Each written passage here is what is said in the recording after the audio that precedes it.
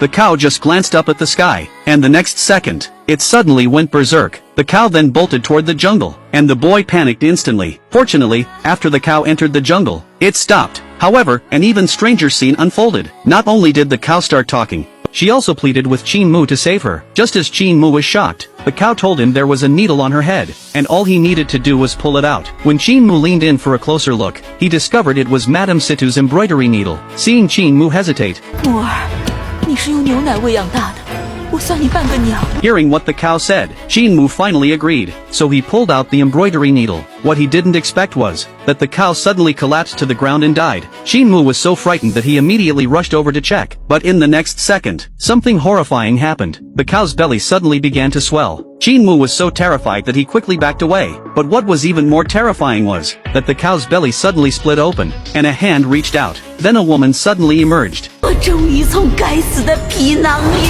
出来了。 Qin Mu was instantly scared and trembling. However, the woman had no intention of showing gratitude. Instead, she wanted to kill Qin Mu first, and then slaughter his entire village. Facing the woman's sudden attack, Qin Mu had no chance to fight back. 你是谁？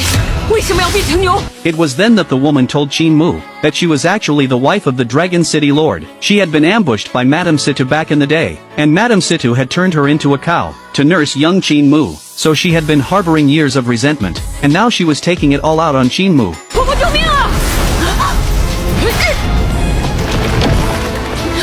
Just as the woman was trapped, Qin Mu quickly seized the opportunity to escape. However, the woman soon broke free from her restraints. Scales began appearing on her body, and in the next second, the woman blocked Qin Mu's path.